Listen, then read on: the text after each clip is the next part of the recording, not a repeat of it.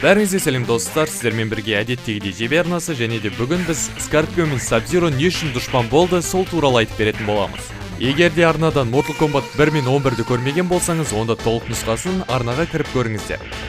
Бұл оқиға Mortal Kombat-тың оригинал ең алғашқы ойыннан басталады. Қытайда атақты жалдамалы кісі өлтірушілердің әулеті Лин Куэй өмір сүрді.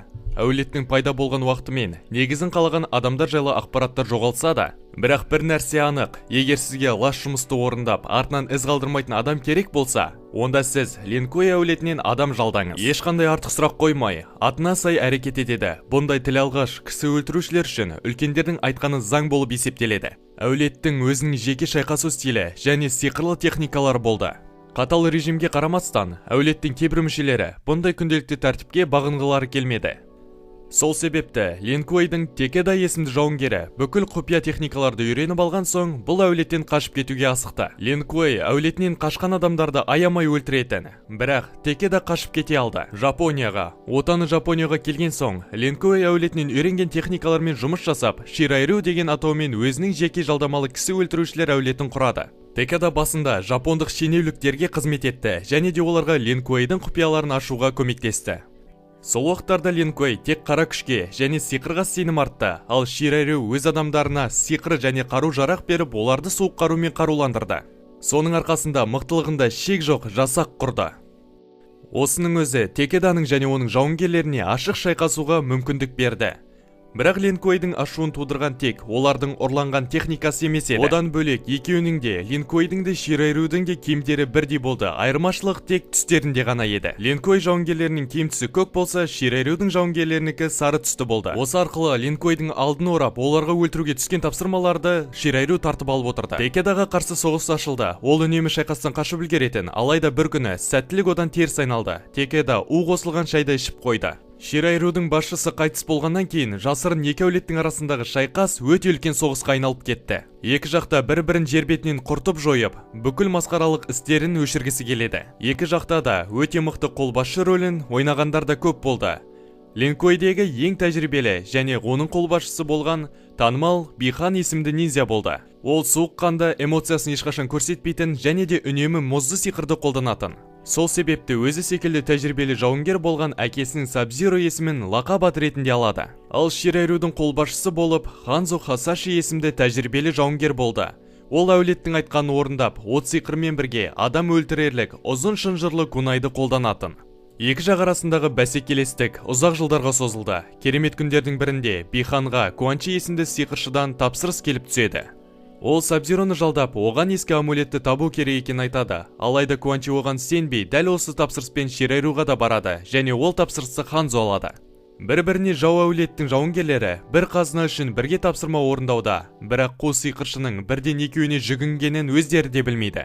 Соңында кісі өлтірушілер бір-бірімен кездесті. Амулетке апаратын карта үшін үлкен өлімдік шайқас басталып кетті. Бұл шайқас тірі қалу үшін емес, өлу үшін болды. Соңында суыққанды Sub-Zero Ханзоны аяусыз өлтіріп, жеңімпаз атанады. Картаны өзіне алып, ол Quan Chiға қайта барады. Және де өтемақы ретінде Ширайру әулетін түгелдей жоюға рұқсат сұрады. Көп ойланбай Quan Chi өз рұқсатын берді. Соңында Ширайру түгелдей жойылды. Қариялар, әйелдер, балалар ешкімді аямады. Соның ішінде Ханзоның отбасысы да болды. Бірақ та Quan Chi Sub-Zeroны жіберуге асықпады. Карта амулеттің ескі ғибадатханада екенін көрсетті, және Sub-Zeroға соны алып келуді тапсырды. Quan Chi өзі ғибадатханаға кіре алмаған соң, бүкіл жұмысты Биханның орындауына тура келді. Мықты күзетшілермен шайқасып, ғибадатхананың ішіне кіре бере, Sub-Zeroның сиқырлы мөрді шешу қолдан келді. Мөрді шешкенің арқасында сиқыршы Quan Chi ғибадатханаға кіре алатын болды. Ол бірден Sub-Zeroның қасына келіп, амулеттің 1000 жыл бұрын үлкен құдайлардың бірі Шинокқа тиесілі болғандығын айтып берді. Ол өзінің тас жүректігінің кесірінен өзге құдайлардың қатарынан қуылған еді, ал Quan Chi оны қайтадан қайтармақшы. Sub-Zero өзінің үлкен қателік жасағанын ойланып тұрғанда Quan Chi жоғалып кетеді. Сол мезетте ғибадатханада жер патшалығының қорғаушысы найзағай құдайы Рейден пайда болады. Ол келіп, Лин Куэйліктерді үнемі билік пен ақша үшін күресіп, дүниеге құнығып кеткенсіңдер деп айыптайды. Өз қателігін түсінген Sub-Zero Рейден ашқан портал арқылы жер патшалығына түсіп, өз қателігін жуып шаю үшін сиқыршыдан амулетті тартып алуға бекінеді. Көздеген орнына жете бергенде ол Quan Chiдің қолына түсіп қалады, және де ол қайтадан өзінің Ширайрудағы ата жауы Ханзо Хасашимен қайтадан шайқасуға тура келетінін түсінеді. Сабзиромен шайқастан кейін Ханзоның жаны жер асты әлеміне түседі және ол сол жерден өзінің отбасысы мен әулеті қырылғанын біледі. Ол осының бәрін ойланып тұрғанда, оның жанын шексіз жек көрушілікпен кек түгелдей жаулап алады. Сол себепті Куан Чи оған қайтадан өзінің жауы Ханзомен шайқасуға ұсыныс жасағанда, ол бұндай мүмкіндікті жіберіп алғысы келмеді. Бірақ та оны бәрі басқаша атап кетті. Ханзо Хасаши өзінің отбасымен бірге өліп кетті. Тек қана ажалсыз өлтіруші жан қалды, оны бәрі Скорпион дейді. Алайда өзінің өлмейтін қабілетіне қарамастан, ұзақ және аяусыз шайқастан кейін өзінің ертеме кешпей кек алатыны туралы ант су ішіп, Скорпион жеңілгенін мойындауға мәжбүр болды. Алайда Сабзироға босаңсу әлі ерте еді, әлі Куан Чиді жеңіп, одан амулетті тартып алу керек. Сиқыршының бүкіл шәкірттермен шайқас болғанша, Куан Чимен шайқас кейінге қалдырылды, себебі бірінші оқушыларын жеңу керек болды. Солай Куан Чимен шайқасуға әбден шаршаған Сабзиро келді. Егер сиқыршының шәкірті Сарина келмегенде, Сабзиро жеңіліп қалушы еді. Сиқыршы жеңіліп қалды, алайда тым кеш болды, себебі Шинок қайта оралды. Сабзиро одан амулетті алып үлгергенімен, ол үлкен сайтанға айналып кетті. Жер асты әлемі үшін бұның бәрі беймәлім болды. Бихан Шинокпен шайқасты ма белгісіз, бірақ ол Рейден ашқан портал арқылы өз әлеміне аман-есен оралып, амулетті жер патшалығының қорғаушысына тапсырды. Куан Чимен шайқас кезінде сиқыршы оған Сабзироның дәл сол жер патшалығында өлмеуіне мүмкіндік берген, оның бойындағы қан мен бойындағы тас жүректігі дейді. Қайта оралған Сабзиро Рейденнен бұның бәрі қаншалықты шындық екенін сұрайды. Рейден оған тек өзің ғана өз өміріңді қалаған жерде және қалаған уақытта тіпті жер асты әлемінде болсаң да өзгерте аласың дейді. Рейденнің жауабына қанағаттанбаған кісі өлтіруші жай ғана кетеді. Оның қолы қанға былғанды, Ширайру жойылып кетті, ал жанын құтқару мүмкін емес. Ленкойдың штаб пәтеріне оралған Сабзиро оған аяусыз шайқасқа қатысуға ұсыныс келгенін және одан бас тарта алмайтынын білді. Себебі бұл ұсыныс аса мықты сиқыршы Шанзуңнан келгені белгілі болды. Жақында шайқас алдын Линкой әулетіне Шанзуңның басына үлкен ақша үшін тапсырыс түсті. Және шайқас алдын сиқыршыға Биханның өмірі беймәлім болды. Не болса да ол ештеңеге қарамастан тынбай жаттықты. Алдыңғы сойқан турнирден кейін сыртқы әлемдегі және де жер патшалығындағы ең мықты деген жауынгерлері екі әлемнің тағдырын шешу үшін жиналды. Егер де жер патшалығы осымен 10-шы рет жеңілетін болса, онда сыртқы әлем жасырын соғыс бастайтын еді.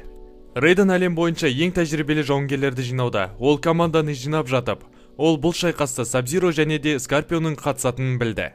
Жер асты әлемінен Скорпионның жанын шақырып алады, оны жер патшалығының атынан шайқасқа қатыстыру үшін. Алайда Скорпионға бұл түкке де керегі жоқ, әлемнің тағдырына түкіргені бар. Оған тек бір нәрсе ғана қызық, өзінің қырылған әулеті үшін кек алу. Бірақ ол Ширайрудың көзін құртқан Куан Чи екенін білмеді ғой. Бірнеше шайқас өткеннен соң көптен күткен сәт туды. Сабзиро рингке Скорпионмен бірге шықты. Екі әулеттен шыққан бір-біріне жау екі кісі өлтіруші кездесті. Шайқастың басындағы үлкен дүрбелең орнады. Екеуі де бір-біріне деген өкпе мен ренішті бір-бірінің қанын төгу арқылы ұмытпақшы. Бірақ біреуінің ашуы екіншісінікіне қарағанда мықтырақ болды. Скорпион жеңді. Ол Биханды тозақтың терең түбіне дейін апарып, дымын қалдырмай өртеп жіберді. Ширайру үшін кек қайтарылды. Рейденнің болжағанындай Биханның жаны тынышталмайды. Оның жанын қара сиқырмен ластады. 5 әлемде жан құдығынан оның жаны қайтарылды және оған жаңа Нупсайбот есімі берілді. Бұған қарамастан, Линкой өз айтқанынан қайтпай сиқыршы Шанзуңның ұсынысын қабылдайды. Екі әлем арасындағы жаңа шайқас айтылған уақытынан ерте басталыпты. Жер қорғаушыларының арасында жас жауынгер Биханның інісі Кайлен де бар екен. Кайлен өткен Скорпионмен болған шайқаста оның ағасы Сабзироның өлгенін біледі және оның есімін лақап қылып Сабзиро қылып алады. Сабзиро лақабатын естіген Скорпион өзі өлтірген адамның қалай қайта шайқас алаңына оралып, жаңа чемпионатқа қатысатынына таң қалды. Ол сол Сабзироның артынан бақылап, алайда жеңілген адамның жанын алудан бас тартқанын көріп, бұның Бихан емес екенін түсінді, себебі Бихан тас жүрек еді. Скорпион оның бұл шайқаста ешқандай зияны болмайды деп ойындағы күдігін сейілтті. Келесі оқиға мүлдем бұлыңғыр түсініксіз. Ширайру ешқандай басшысыз қайтадан қалпына келе алмайды. Ал үшінші шайқаста Ленкой бәрін қарап шығып, өз саясатын өзгертіп, өз әскерлерін киборгтарға айналдырмақшы болды. Киборгтарға айналдыратын ой Сабзироның інісі Кайленге және оның жолдасы Смоукқа мүлде ұнамады. Мұндай өзгерістер оларға жақпады. Солайша олар әулеттерінен қашып кетеді. Кайлен тығылып үлгергенімен оның досын киборгтар ұстап алады. Сонымен осы әлемдегі 3-ші чемпионаттың басшысы Шаукан жер патшалығына қадам басады. Бүкіл тірі тіршіліктің, тірі жандардың жанын Шаукан ұрлап алады. Линкойдың киборгтары Сабзироның артынан іздеуге шығады. Көптеген шайқастардан және кіші Сабзироның қашқындығынан кейін Скорпион келеді. Ол әлі де жер әміршісіне бағынғандықтан, жер патшалығының әрбір қорғаушысын жоюға міндетті. Скорпион жаңа Сабзиромен шайқасқысы келмейді. Сол себепті оның қожайыны Quan Chi оған жас жауынгер, яғни кіші Сабзироның оның әулетін қырып жатқаны жайлы иллюзия көрсетеді. Қатты ашуланған ол өзінің құрбандарын іздеуге кетеді. Ол Сабзироны кездестіріп, шайқас барысында Сабзиро жеңеді. Ол Сабзироны өзінің отбасының және туғандарының өліміне кінәлайды. Бірақ жас Сабзиро Скорпионның не айтып тұрғанын түсінбейтінін және ол жайлы білмейтінін айтады. Ештеңе түсінбей қалған Скорпион қарсыласына шабуылдамай тұрып қалады, ал порталдардан өзінің жауынгеріне ашулы Quan Chi шығып, оған ұрса бастайды. Quan Chi Скорпионға сен ақымақсың және қуыршақсың, және екі Сабзироның да Ширэриудің қырғынына қатысы жоқ деп айтады. Оның бәрін мен істедім дейді. Бұның бәрін Quan Chi'дің өзі жасағанын білген Скорпион ашуланып, оған шабуыл жасап, өзімен бірге тозаққа тартып әкетеді. Айтпақшы, бұл оқиға тікелей Mortal Kombat 4-ке әсер етеді, себебі Quan Chi'дің өзінде Shinnok'тың ескі амулеті болды, оған күш беріп тұрды. Quan Chi'мен бірге амулетті тозаққа түскеннен кейін амулеттің күшінен айырылып қалды. Солайша ол жер патшалығының қорғаушыларынан жеңіліп қалды. Mortal Kombat 4 басталмайынша Киборг Сектор Лин Куэй әулетіне қайта оралды. Өзінің грандмастерін шайқасқа шақырып, оны өлтіреді. Киборг бүкіл билікті өз қолына алып, басқа да әулет мүшелерін киборгтарға айналдыруды жалғастырғысы келеді. Бірақ оған Сабзиро кедергі жасады. Секторды жеңіп, оны қуып, өзі грандмастер болып, киборгтарға айналдыруды тоқтатты. Алғаш рет Лин Куэй жалдамалы кісі өлтірушілердің емес, жер патшалығын қорғаушылар әулеті болмақшы. Бұндай жаңалық көпті қуантпады, әсіресе бұл Сабзироның жас оқушысы Фростқа ұнамады. Скорпион қалған өмірін қашып кеткен Quan Chi'ді іздеуге арнады. Осыдан кейін екі жауынгердің жолы тоғыспады. Оқиғаның бәрін Mortal Kombat 9-да өзгертіп тастады. 10-шы турнир кезінде өткен шақтағы Рейден болашақтағы өзіне хабар жіберіп, бірінші турнир кезіндегі оқиғаны еске түсіріп, оқиға барысын өзгертіп жіберді. Өткенді көрген Рейден Скорпионнан Сабзироны жеңгеннен кейін өлтірмеуді сұрады. Басында ол келіскенмен Quan Chi оған оның әулетін қалай қырғанын иллюзиямен көрсетті. Солай ол ашуланып, өзінің отымен қарсыласын түгелдей өртеп жіберді. Осылай оның інісі жас Сабзиро пайда болды. Рейден оның өмірін өзгерткісі келді. Рейден Сабзироға келе сала, Лин Куэйдің жоспарын оның өзгелерді киборгтарға айналдыратынын айтады. Олар қарсыласқысы келгенмен, бұл жолы киборгтардың қолына Смоуг емес, жас Сабзиро түсіп қалады. Оны киборгқа айналдырып жібереді. Кейінірек жер патшалығының қорғаушылары оны өшіріп, бұрынғы жауынгерлер қалпына келтіріп, бүкілін есіне түсіреді. Кейінірек ол да өзге қорғаушылар секілді Синделдің қолынан қаза табады. Оның жанын ұрлап кеткен Quan Chi Сабзироны қайта тірілтіп, өзінің құлы етеді. Бірнеше жылдар өткеннен кейін Mortal Kombat X шығады, және сол кезде жер қорғаушылары бірнеше жауынгерлерді Quan Chi'дің сиқырынан шығарып алады. Оның ішінде Сабзиро мен Скорпион да бар. Екеуі де өз-өзіне келген соң бәрін ұмытып, татуласып, әркім өз жолымен кетеді. Сабзиро Лин Куэйді басқаруды өз қолына алады. Ал Скорпион болса, бұрынғы Ширэриуді қалпына келтіру үшін жұмыс жасайды. Кейінірек оны Сабзиро кешірім сұрау үшін және де сектордың жадындағы бейнені көрсету үшін шақырады. Ол бейнеден оның әулетінің өліміне шын мәнінде Quan Chi'дің тікелей қатысы бар екенін көреді. Осылайша екі жақтың жауласу дәуірі бітеді. Mortal Kombat 11 кезінде Кайлен мен Ханзо Хасаши бірге соғысады. Олардың сырттай сөйлесіп жатқанына қарасақ, оларды тіпті жақын дос деуге де болады. Кейін оқиға барысында екеу бөлініп кетеді, Кайлен Рейденға қайта оралып, ал Ханзо ұрыс алаңында қалады. Сол кезде өткен шақтан келген Скорпионды кездестіреді. Ханзо барынша оның ашуын басуға тырысады. Өз дегеніне енді жетіндеп қалған кезде, оған Девора шабуыл жасап, алған жарақатынан Ханзо көз жұмады. Бірақ та өлмей салдың Скорпионнан Quan Chi'ге сенбеуін сұрайды. Ол жер патшалығының қорғаушыларына барып, Ханзо айтқанды оларға өзінің сөзімен жеткізеді. Скорпион ел үшін олармен бірге Кроникаға қарсы шайқасатынын айтады. Дәл осылай Сабзиро мен Скорпионның көпке созылған оқиғасы аяқталады. Егер де сіздерге видеоролик ұнаған болса, онда арнаға тіркеліп, лайк басып, комментарий жаза кетейік.